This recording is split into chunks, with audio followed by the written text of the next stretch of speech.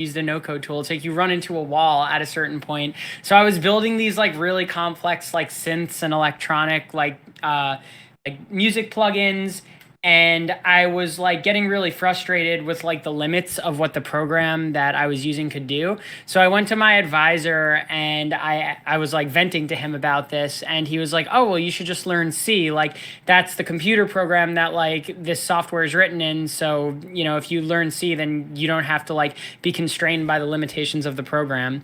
And I was like, "Okay, cool. Like sure." Like I had no idea what C was. I had never like heard of programming languages. And I remember I bought a book called The C Programming Language by Stephen Kotchan. And it was like one of those books where it's like every chapter has like runnable examples. So I just opened up the first chapter, like typed the first example into like TextMate, and then like YouTubed how to like compile a C program. And then I compiled it and ran it. And like when I saw like the hello world at the terminal, honestly, like I was just like, that's the coolest thing I've ever done in my entire life. And like at that point, like I pretty much like my whole world shifted and I started to get really into programming. That is amazing. What an amazing way to go from just finding your passion and then learning computer science as a way to pursue that passion even further. So you found your love for computer science, right? But it was just a love at that point.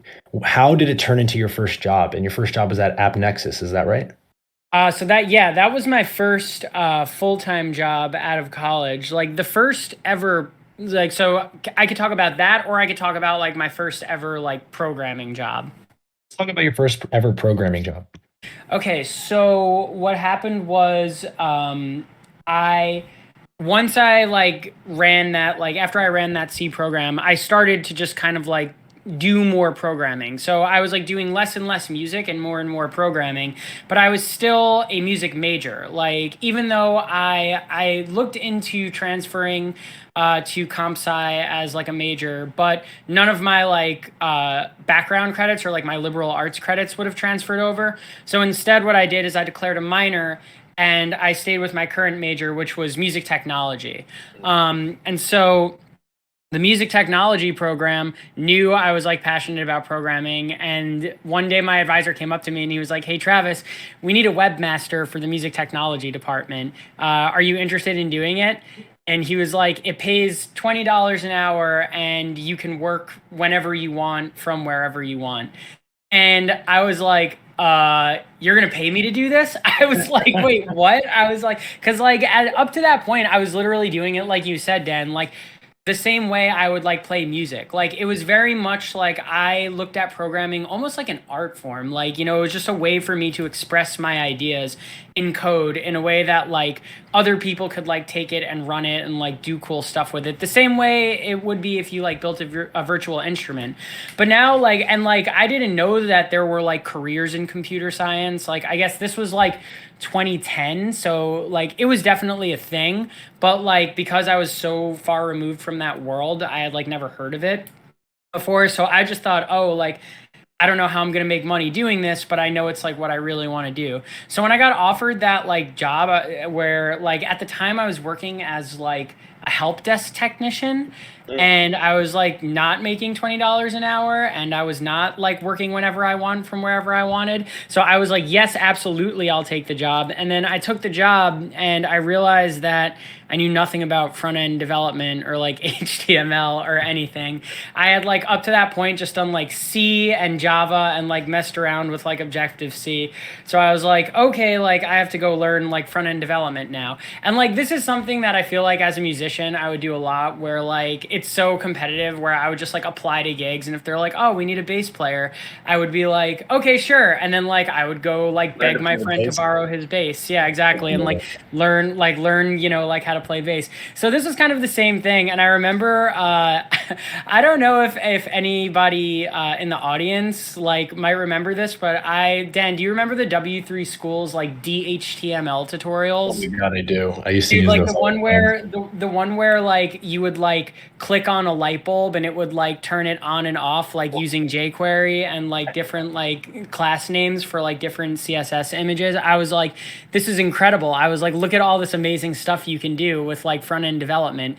And so I learned front end development like for my first webmaster job, which by the way, I was like terrible at and I like stumbled through, but like somehow like got it done. But like through that, I realized that like I really loved front end development. And then that's what led me to like actually my first internship was like doing all like Selenium QA automation testing. So like if for those of you who are like maybe relatively new to programming, right, and like haven't worked at like a larger company before, there are like these things called end-to-end tests, and like back in the day, usually now you as a software engineer write and maintain these tests. But back in the day, like what would happen is there would be like a dedicated team of like engineers that would write like code that tested the main product that like the main engineers would write. So I was like one of the engineers that like wrote the code that tested the main product that like the engineers would write.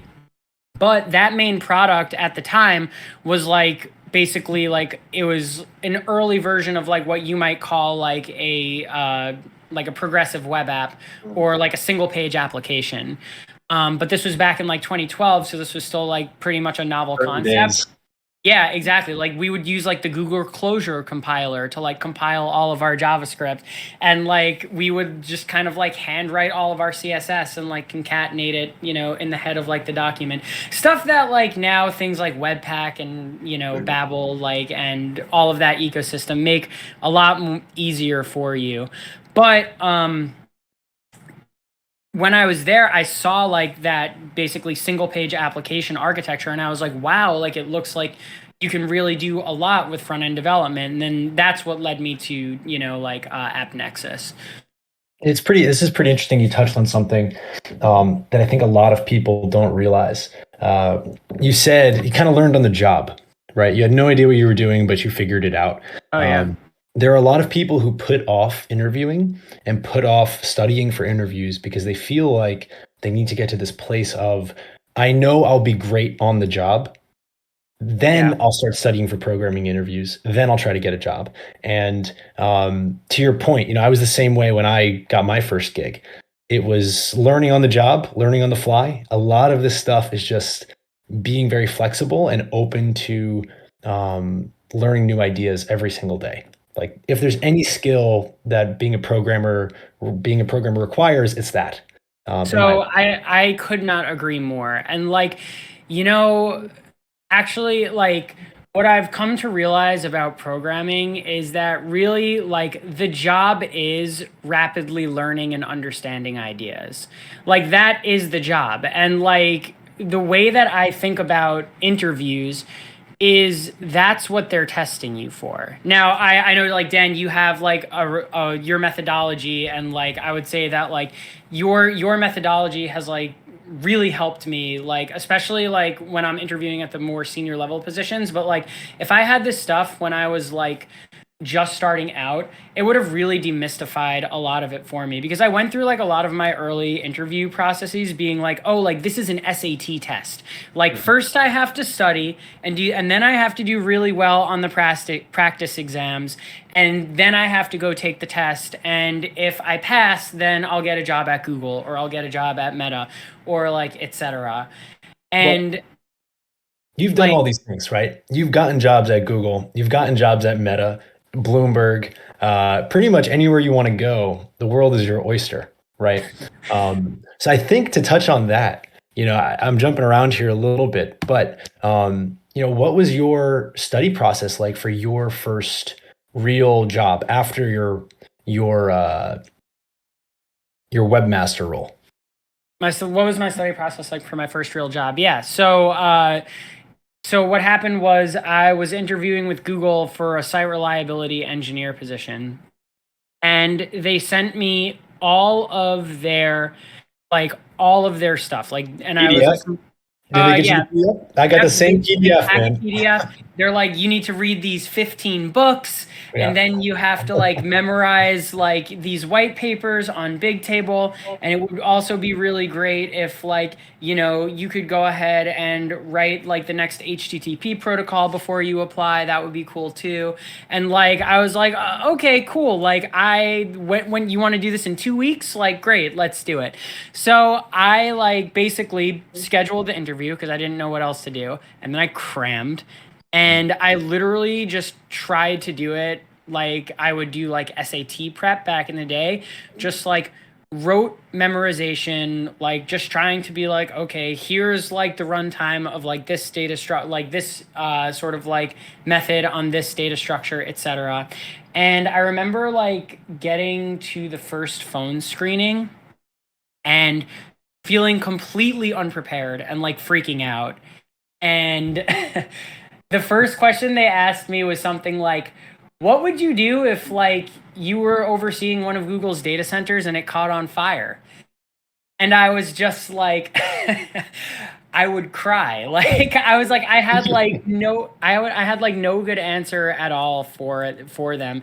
And like from there it was kind of like a downward spiral and I sort of like just kind of freaked out like during the process and I choked and I wound up like not getting that job. So like that was my first ever interview process, but I learned a lot from it. I think like the thing that I learned the most was that if I were actually not evaluating myself as in like, oh, like how did I do passing and failing a test? But instead I evaluated myself on how well would I have done if I actually worked at Google and that was actually happening? And my coworker came up to me and he was like, "Hey Travis, like the data center is on fire. I need your help." How helpful would I have been in that moment to my coworker?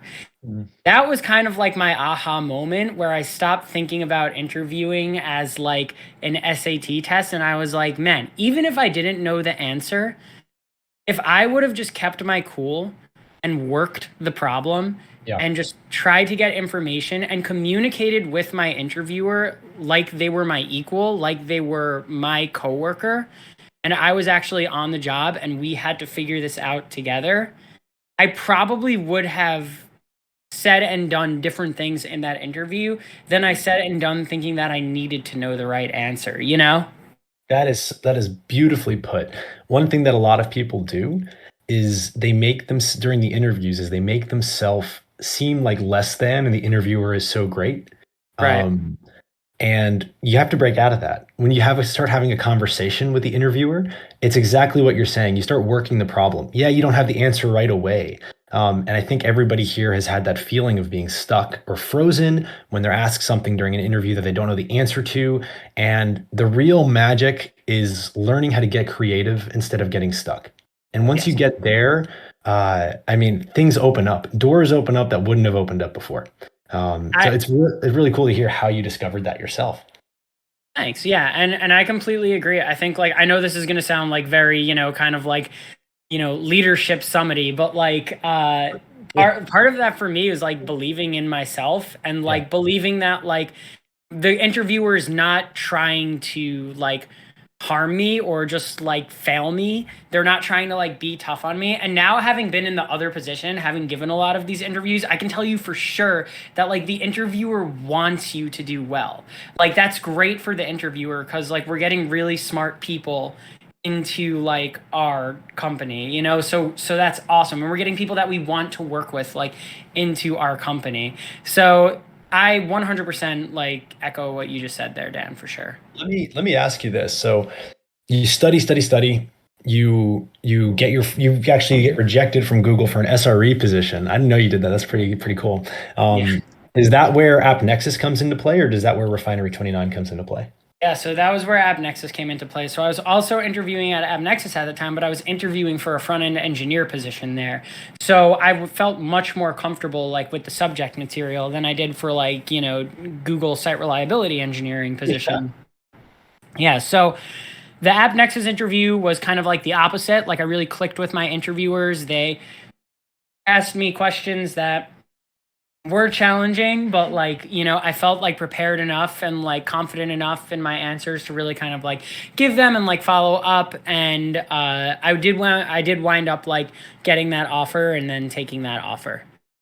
So your first few months on the job in a job that you actually had to interview for, was there any imposter syndrome? Oh yeah. Like I remember like I worked with somebody who like worked on the UTF-8 encoding specification, Oh, nice. and I remember just being like, wow, I know way less than you about everything. And I remember like my first, like one of the first tasks I got assigned was like writing a unit test for like this piece of functionality. And the company was like an ad tech company. So they were like, write a unit test for this file. And I was like, got it. And I looked at the file and I was like, I don't understand any of the words that are in this file. Like, what is an impression? What is like a line item? What is like an ad campaign? So it's like, okay, I don't know anything about that. And I remember like going up to my boss, like I think like in the middle of the second day, and just his name was Scott, and I was like, "Hey Scott, like I don't want you to think that like I don't know how to write code, but like I'm having a lot of trouble like actually writing anything meaningful for this unit test. Like I was literally trying to like write the test method name, trying to describe what it is I'm supposed to test. And I was just like, I don't even know what to put here. Like I don't understand like what I'm seeing in the code well enough to like write anything down. And that was frustrating because, like I for a while was just kind of like an autonomous like front end engineer and like the webmaster position.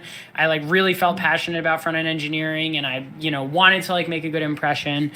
And I remember like my boss being like, look, if you could have written one of those unit tests on like your first day, having like never worked in ad tech, and this being like your first job out of college, like we probably all would have just like been like, we would have just been like, that's weird. Like, there's no way that There's would no be way. possible. Yeah, Yeah. exactly. And so he really helped me, and like, I got more comfortable like asking him for help and like having him fill in the gaps. And he was like, yeah. I mean, I got lucky, right, because I had a good boss. I actually did have like a really terrible boss at like at one of my other like jobs, like when I was early on, that was not like that. But like this person in particular like made me feel really secure in the fact that like I didn't know what I was doing, and I was able to help me along.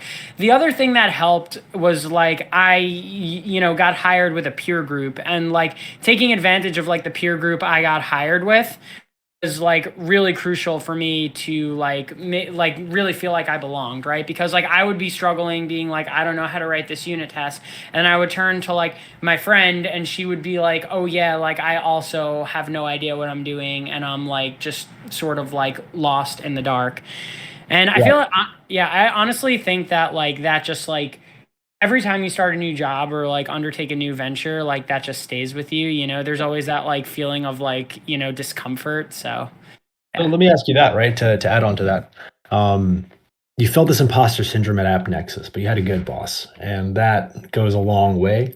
I remember at Refinery 29, like if it wasn't for Ryan, I'd be would have been lost at sea. Oh, Ryan's the Um, best. Ryan's the best. But you get to Google, right? After a stint at Refinery 29, which is where we met, you get to Google, and does the imposter syndrome hit you again? It's your first time at a big tech company.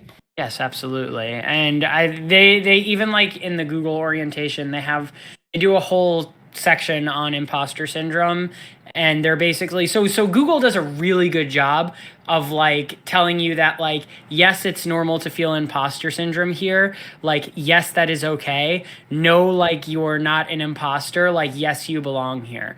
Like I think that like there's at those big tech companies, like there is a lot of overwhelming information. And I think that like they hold you to a very high standard, but that doesn't mean that like they w- expect you to do it all on your own, right? Like they want to set a very, very high bar for you, but then they also want to give you all of the resources you need to clear it. But at the end of the day, it's up to you to clear the bar, right? Which, like, Dan, correct me if I'm wrong, that's kind of like in line with a lot of like the thinking around like your methods, right? Where it's like you have to check in daily and like you have to, like be kind of like doing the due diligence. It's like, yes, like it's a high bar and like, yes, it's a tough goal, right? But you have the resources to like be successful, and like they want to, as long as you're willing to like put in the work and putting the effort, then like they're willing to like assist you with getting you what you need in order to be successful. Focused people win in this space. People who are like, there are two different types of mentalities I see. There are people who push off their interview as long as possible. Like they'll say, okay, in 6 months, I'm going to start applying and start interviewing. Then there are people who are like, I'm going to take it, and if I don't get it, I'm going to try again in a year. And those people tend to, with the long view of like, this is going to take a couple tries, but I'm going to crack it. Those people almost always get in. Don't push off your interview. Like if there's anybody in this audience right now that's been like pushing off your interview, contact your recruiter. Like take the holidays, chill, whatever. January 1st, contact your recruiter, get your interview set up for 2 weeks before. Just do it. Just do it, and like, believe, like be confident enough in yourself that like you will be able to like do a good job, and like go into it thinking that like you are evaluating the company as well. You are deciding whether or not the person on the other end of like the line is going to be a good coworker for you, right? You're deciding whether or not like the ways in which people communicate are like going to be the ways in which you want to communicate. It's as much for you as it is for them. And like, look, if you are less prepared, there is no better way to realize like where you weren't prepared than by failing an interview and like getting feedback, right? Like you can do all Failing this. an interview is part of the game. It's part of the game. Like you can do all the studying you want, but like, if you fail an interview and then they give you feedback, now and like where you have to improve, like based on real world data, not based on like a simulation. And you can always go back and reapply, right? Like you said, Dan, it's like, you like if you're playing the long game, a year is not that much time. And, what I've seen happen too is like people will say, yeah, I'm going to put off, like studying for this interview, and they put it off for a year. So like in that time, you could have interviewed twice, right? Yeah, exactly. Yeah. Anyway. Back to imposter syndrome. When you were there, how long would you say at Google, how long would you say it took you to become like really up to speed and no longer have those feelings? I would say that it is somewhere around month 6. Like It's it really exactly the started to same for click me. for me. Yeah, right. It was like the first, like, I don't know about you, Dan, like your journey, but it was like the first month I was just like, if I can like do anything productive today, great. Like it's a win, Yeah. Second month, I started to ask like, questions that I felt were like more informed. And then, at Google specifically, third and fourth month, I started to like poke at things and started to like, when people were saying things to me, I'd be like, like, do I agree with that? Like, I'm not really sure. Started to formulate my own opinion. And then by like month 5 and 6, I realized that like, as I was like talking to people in a daily discourse, I was like, kind of like feeling strongly about certain things. And it was really around that 6-month mark where I was like, okay, I'm confident that like, I'm confident in decisions that I'm making. I can speak intelligibly about like the code base that I'm working on. Like, here's what I think, I can do to like most effectively move my team forward. When you were at Google, you conducted interviews, right? Yes, I did. Do you have any ballpark about how many interviews you think you conducted? At Google? Yeah. And you were there for 4 years, right? Yeah, I would say like somewhere between like probably like 40 to 50. In terms of like, just I mostly did front end interviews, but I would also like do some shadowing and like did some intern interviews, etc. So How did you pick what problem to ask? so I'm gonna give you an honest answer, okay? I memorized one problem and I just used that the entire time. What was the problem?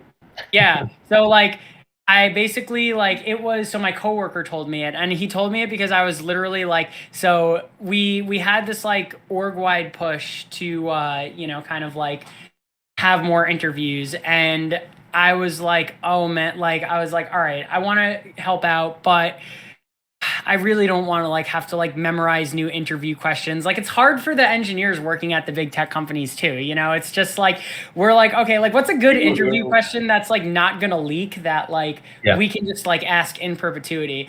And my coworker gave me one that he asked that had to do with tree traversals, and I was like, that is great. And that was the one I asked to everybody that like I would come across. And like I remember like one day I saw that it leaked and I had to find a new one, and I was just like, no. And then like I just like found another one. So like at a lot of like these tech companies, there's kind of like a Rolodex of interview questions that you can get asked. And so like that's usually like a good starting point to go to. But yeah, like I would literally like, like they give us a rubric and they're like, go interview the candidates and then write down your feedback in the rubric. And I would just be having my normal day. I would like go into the office, eat breakfast, like talk to my coworkers, write some code. Then like a calendar reminder would come up being like you're interviewing X person. I would go into a meeting room and I would like pull up like that one question and I'd be like, yep, I like know enough to like speak intelligibly about this. And then I would like conduct the interview. So I think that there are definitely some people who like maybe taking it a little bit more seriously, but I would say most people are more like me, where it's just like, we want to make sure that like, we're doing a good job screening, but at the end of the day, it's like we're not like, all right, like let's fire up the dynamic programming question and like really hit them. It's just like that just like I would never do that. What was how would you describe the interviewing culture at Google? So I would say like fair is like the word that I would use to describe it. We all have, we were all given a rubric, right? And they were basically like, whatever subjective thoughts you have don't matter. What matters is like how do you evaluate the candidates against this rubric? And like they gave us like extensive interview training, and like actually like some of the best coaching I've ever gotten in my career was like at Google about like unconscious bias and like bias busting and just making it so that you can be like as fair and objective as possible like when you're giving interviews. But like the rubric was basically, I forget exactly what it was, but there were basically four sort of like dimensions that they scored you on. One was like, like did you produce an idea? Like did you like, if even if you didn't get any code down, like did you communicate well enough that like I as the interviewer understand your approach and it like seems like a sound approach, right? And the next rubric is like was like did you code? And I've always felt that like those two were kind of at odds, but I think like what they're trying to get at is like, if you come up with this amazing implementation, right? But you can't put, pen to paper, so to speak, right? Like, you think of like this amazing solution, it's very elegant and like, theoretically would work great, but you can't actually code it, right? Then like that's, like a signal, right? Conversely, if you're writing a bunch of code really rapidly, but like the idea just like isn't there or is like unintelligible, then like yeah, maybe you could maintain it, but like what are your coworkers going to do, right? Because they also have to understand like the code you've written. So that's another signal. So I think like what Google was looking for was like kind of the balancing act between the two, and I would always look at it as kind of like chipping away at a sculpture. Like I remember I was in this one interview and I asked the question and the candidate was like, okay, like here's how I'm starting to think about it. And they started speaking in like abstract concepts and wrote some like abstract code. And it was like, if something, then do something else. And they literally wrote like if something. And then from there, they started talking through the idea more and continuously like refining like their code. So like they would erase that something in the if statement with like an actual expression. And then they would start to fill in an algorithm. And like as they were doing this, they were talking through the idea. And I remember thinking like how cool it was that I could see their thought process in real time. And like that's how I do interviews now. Like when I have to interview at places. So like I like 100% stole that like from the candidate. And so like I think like that's really kind of like what Google is getting at is like, can you express your idea? Can you like, like code it up rapidly, and then can you iterate upon that, right? And then also the other two dimensions, I think one was about kind of it was called googliness, basically like culture, like what somebody would call culture fit, except like I feel like culture fit is too coarse of a term. It was more kind of just like it was a behavioral aspect of the interview essentially. And then I forget like the other dimension, but I think it had something to do with like sort of like, are you thinking about, oh yeah, like are you working through edge cases, are you like thoroughly verifying that like your code is correct, are you giving like a good analysis, etc. Nice. So it's the process is really similar to what I've experienced at Facebook. What would you give somebody who got the right answer but didn't explain, like wrote the right answer down almost immediately, but didn't explain their thinking at all? Would you pass them? Yeah, I probably personally would not pass them because like here's the problem with that, right? If they become my coworker and they write a bunch of code and I can't understand it and my teammates can't understand it and then I have to go work on it, what am I going to do?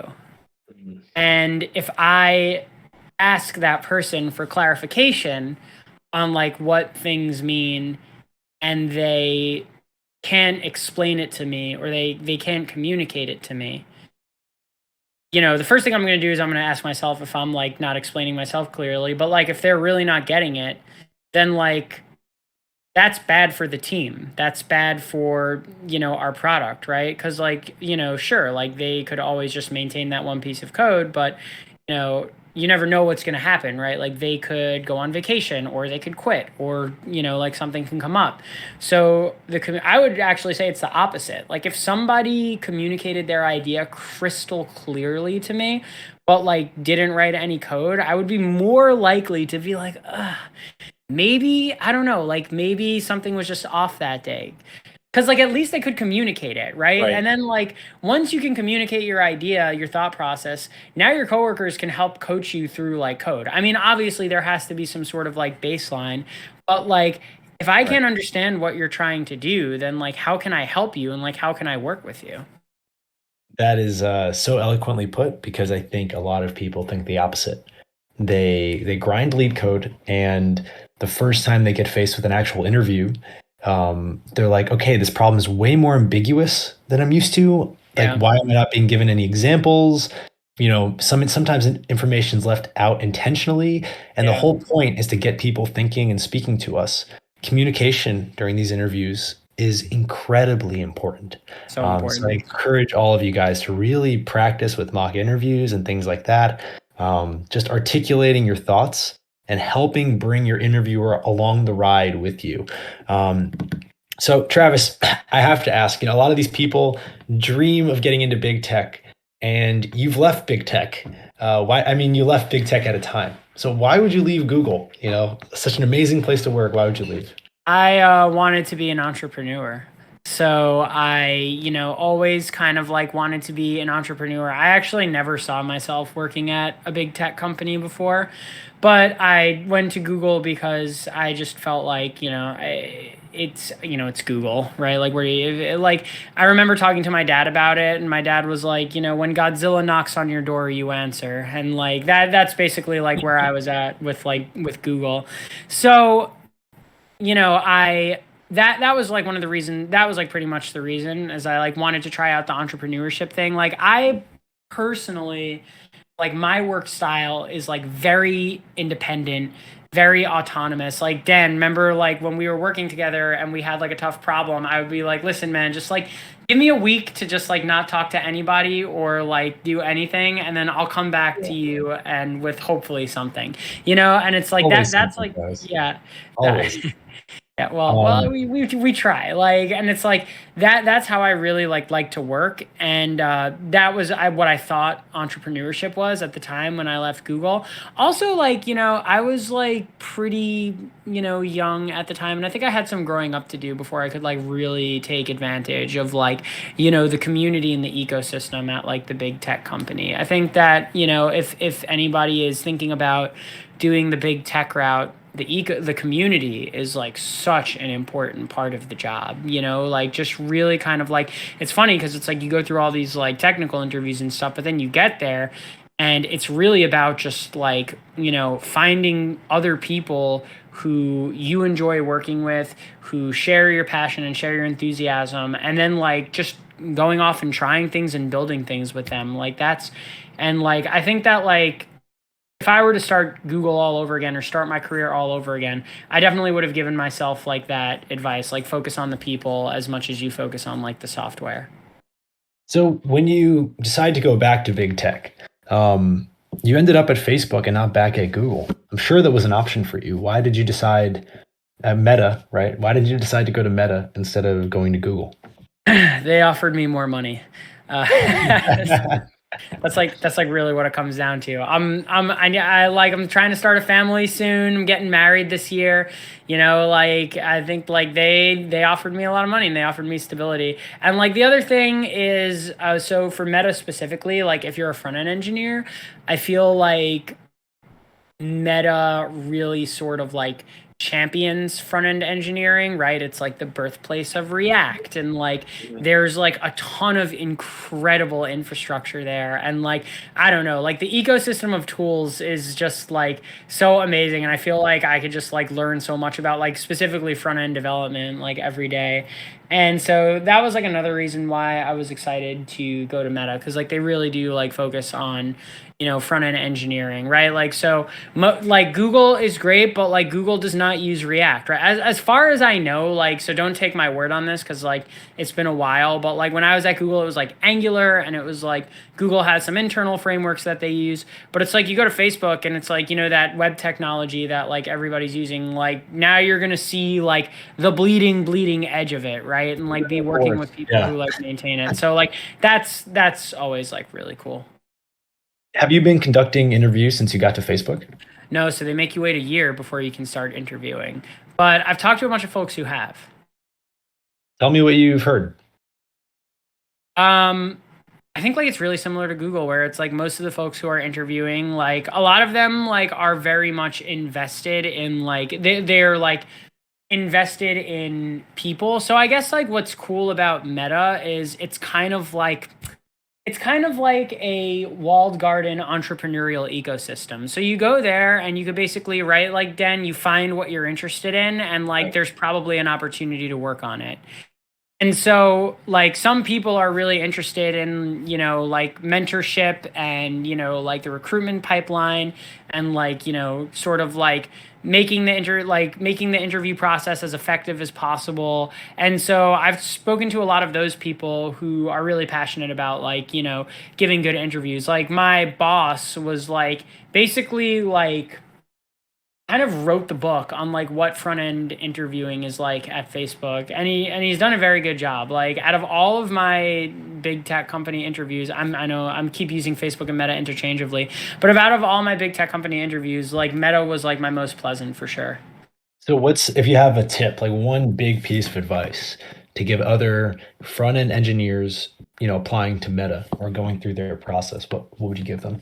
What would you tell Yeah. them? So just like follow what they do. Like when they send you like the material, when they like tell you like here's what you should do, like just like don't think that you are smarter than them or you know more than them or you're just going to grind on leak code instead. Just like follow what they do. Like they literally try and get you to pass. Like they're your recruiter, like the people sending you that information, like they have very much a vested interest in getting you the pass and have put like a lot of time and effort into like giving you like what you need to pass. The biggest thing I would say is like watch the video they'll send you on like cracking the coding interview by like the author who like wrote the book and like replicate that process.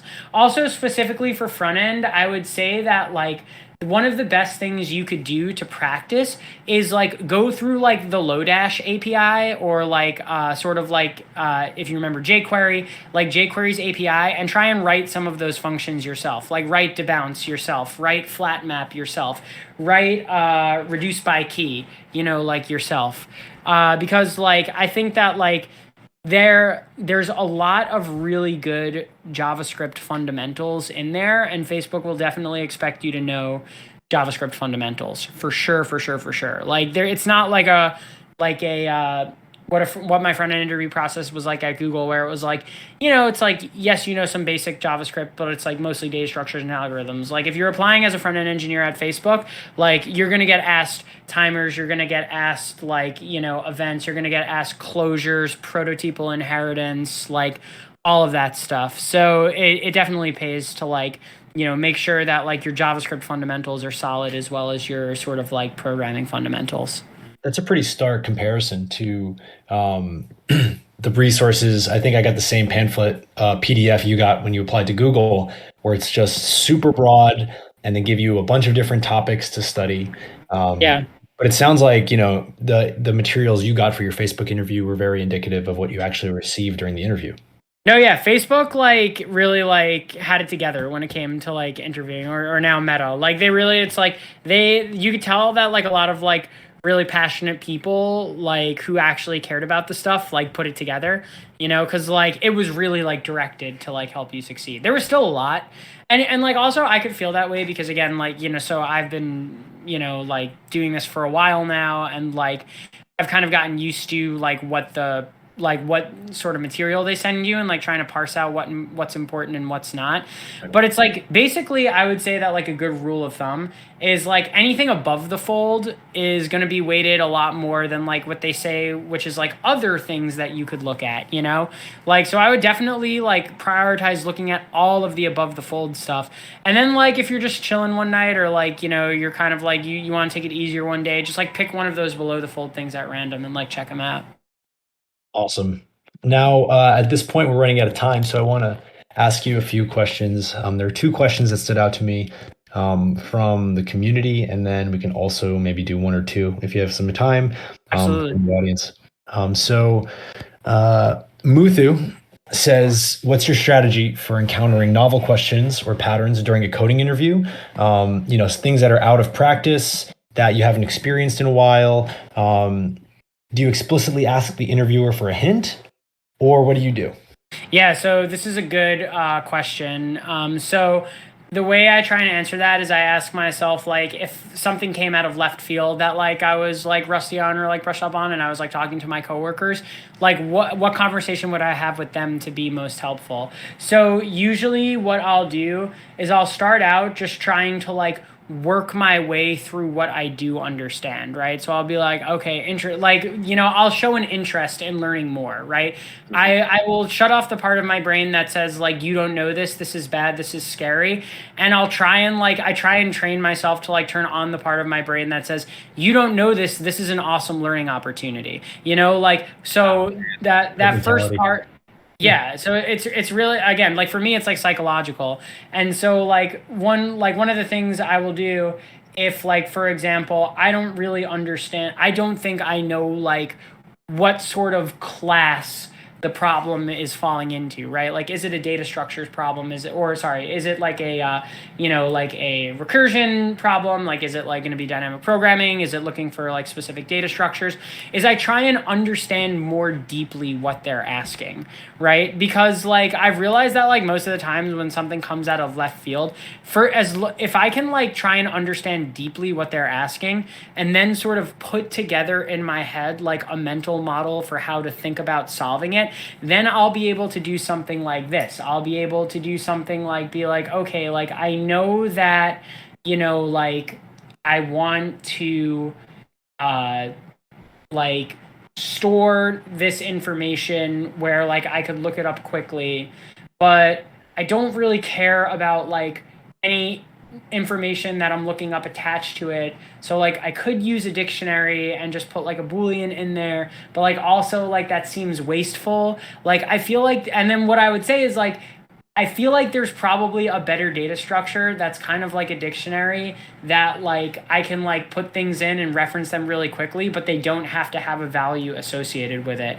Like, and then I would either say like like if there is a data structure like that, I'm probably just forgetting. If there isn't, like, I don't know, like, what do you think? Should I just like use a dictionary? And then I would let like the interviewer, like, kind of like, they might tell me, like, oh, yeah, that's a set. You know what I mean? Or they just might be like, all right, try and use a dictionary and see like how it goes. But like, what I'm signaling there is like, I know that there's some knowledge beyond my reach, and I'm willing and able and ready to learn it. You know, like, yeah, I can do it like when I don't have like Google in front of me or like Stack Overflow or like any resources, but I know what I don't know now, right? Like I know what I need to learn in order to work through the problem.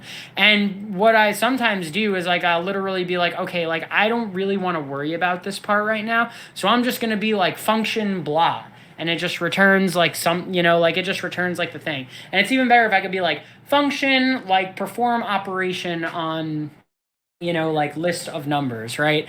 And then like it's like, here's what I'm expecting it to spit out. The algorithm itself is a black box, right? So this is kind of like what I'm talking about is like, it's okay if you're just like chipping away like at the sculpture, right? But like what's important, what you're getting across to, what I'm trying to get across to my interviewer is that even though, you know, like I cannot solve the whole thing now, I know where I need to go in order to complete the task. It's really well put. Just not getting caught with your hands up when you don't know something and opening a dialogue, showing that you can work a problem is so, so important. That's what we're looking for. We're looking for you to get stuck and then figure out your way around it. If you just write down the answer off your first thoughts, that's not really showing us what we're looking for.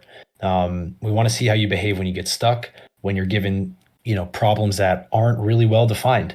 When you're given a project that's not well defined, which is almost every project I've ever received, how do you react to that? Do you figure it out ahead of time and start specking it out, or do you just jump in without thinking? So just some patterns to watch out for. Travis, thank you so much for all of that. I want to open the floor now to questions in the audience. If anybody has a question, you can raise your hand. I'll invite you up, and you can ask your question, and then I'll move you back to the audience. And then we'll let you go, Travis. Sure thing. There we go. Yeah, Benet, you can start.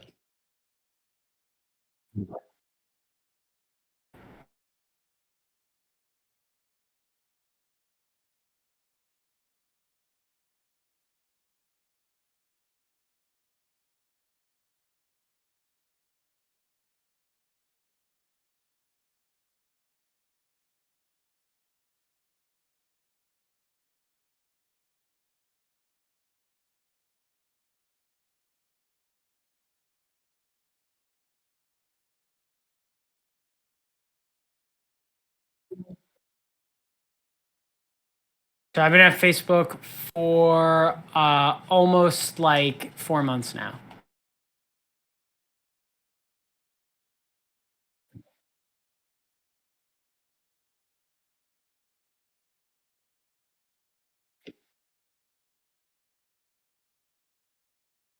Yeah, for sure. So like I would say that Google is like academia and Facebook is like Silicon Valley. So like at Google, like, and I think that like the best kind of like way to look at it is to like always look at the founders.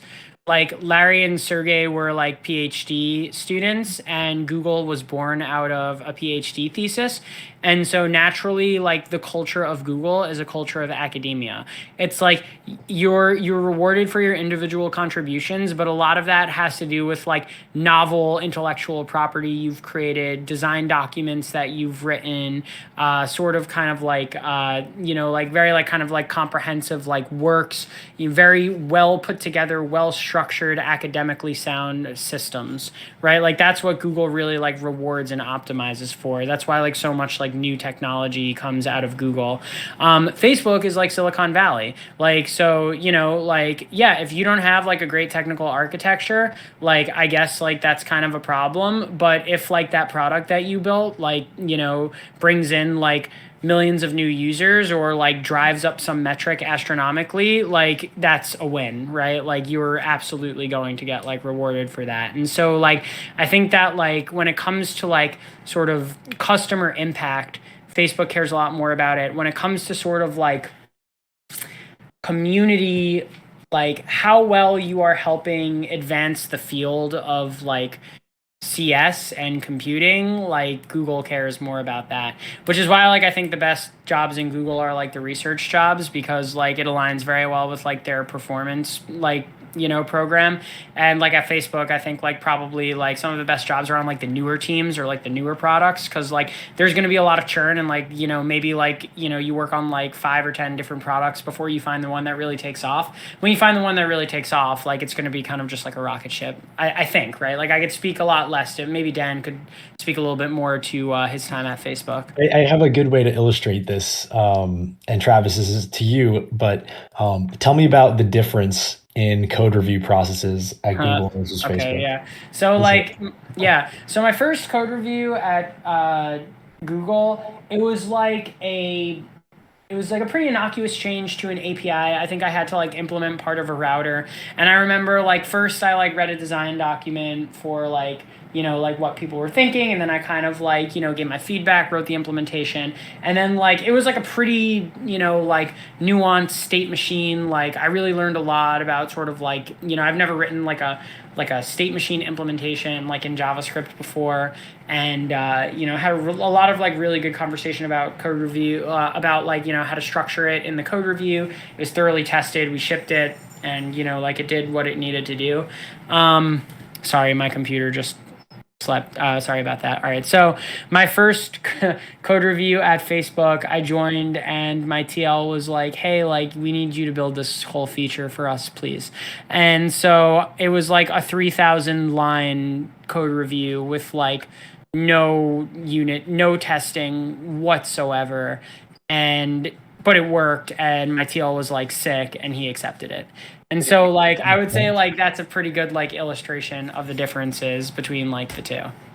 That's great.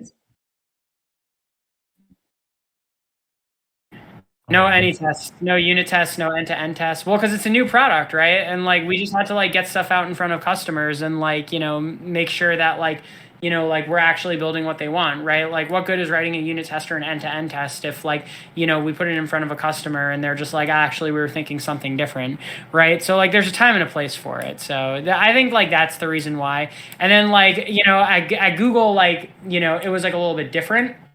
But like, do we, I think that like it's always something where it's like, you just got to make the call like for your product, like what's the good enough mark for like, your code quality, and like also like what are you optimizing for? The amount of massive diffs I've put up at Facebook that within like it'll be a couple thousand lines, and within 5 minutes somebody stamps it. They're like, looks great. It's crazy how little people will read your code sometimes, depending on the code base. The more code you write, the shorter the review. But if you write 10 lines, then everyone's gonna have an opinion. It's Yeah, pretty funny, but I and thought that'd be a good way to illustrate the difference in the culture. that is a good way to illustrate the difference in culture for sure. If anybody else has a question, feel free to raise your hand. If you're in Hackpack, you can just pop on up, and I'll tell you when to chat. We're gonna hold Travis not a minute past 8 o'clock, so You're um, fine. I'm totally fine. Also, like yeah, since I'm in this Discord, like please always feel free to reach out. I'm happy to be helpful however I can. So yeah. awesome. Any other questions?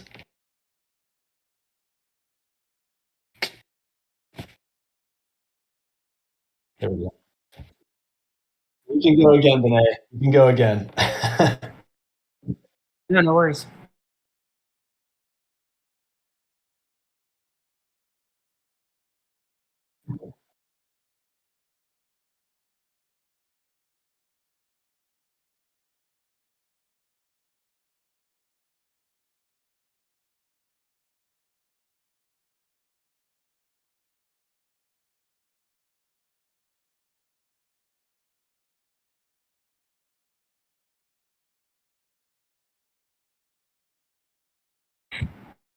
Like I think like probably even if I did know, like I would probably not be able to speak to it. But I would say that I have not heard that, but also like yeah, I haven't heard anything, like internally about that. Yeah. Yeah, there's some level of you can't really speak about everything that's going on the ground today. But Vinay, what I would say is, I think that's more of a factor of people just getting kind of lazy with their problem selection. So they Yeah. get a problem. Like we even heard it from Travis today. Not that Yeah. it was lazy, but like people give each other problems. Like, oh, that's a good problem. I'm going to use that problem. They don't want to go learn another problem. Their mentality is, I did the interviewing thing. I don't want to learn this stuff anymore. I have this problem that's good. And Yeah. unless somebody is knocking on their door, like, hey, this problem is public, uh, they're not going to care. But so that's kind of the situation around that. So it's more of a Yeah. factor of people being lazy than it is, um, like there's not some initiative that says, hey, let's go pick the top 150 lead code questions and Yeah, ask them. definitely not. There's no agenda. Like I think if anything, it's like, word doesn't get back to those people that like the question leaked. And so like, you just have like a string of like questions that are now like all over leak code, right? Because it's kind of like it's like a red team, blue team sort of like game between like, the tech company interview questions like versus leak code. It's like whenever like leak code is like actively trying to, of course, like, figure out exactly what questions like you're gonna get asked. But like I will say that like even if I know, like it's very easy to tell if like somebody like actually like knows like the fundamentals behind the question versus has just memorized the question. It's very very easy to tell. Like people are just bad at like feigning ignorance. Like I don't know.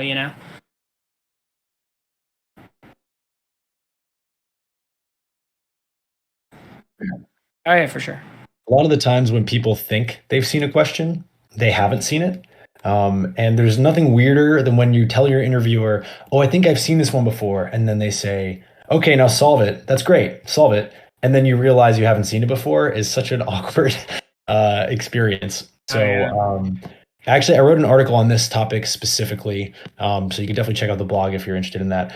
Travis, before you go, man, so what's first off, drop your Twitter in the general Discord, Oh sure. or send it to me and I'll pump it out. Definitely follow Travis on Twitter. He's writing a book on a lot of cool things. You want to tell us a little bit about that?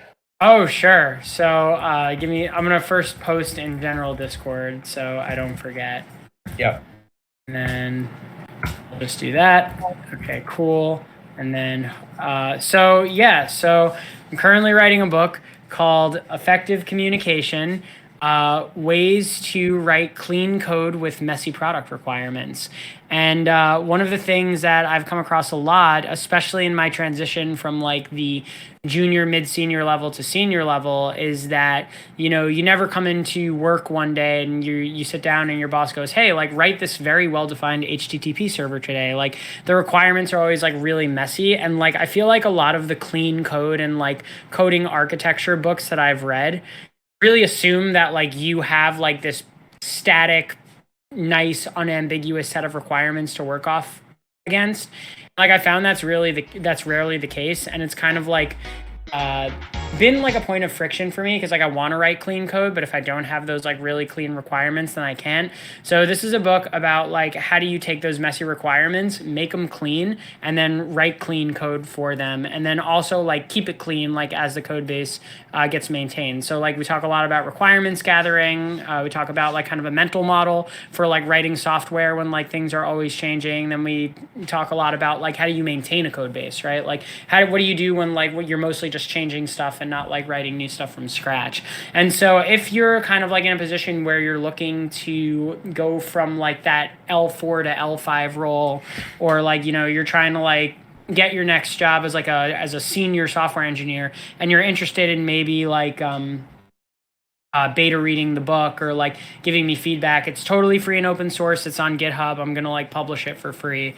So I would just really love your feedback and know like what you could find that would be useful from the book. Awesome. All right. With that, we're going to wrap up. Travis, thank you so much. Everybody, Thanks for uh, having me.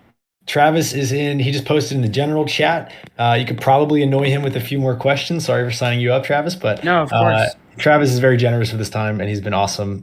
So please thank him for me, for all of us. Travis, we really appreciate your time. Oh, of Come back course. soon. Yeah, We would love to have you anytime. Okay. absolutely. Best of luck, everybody.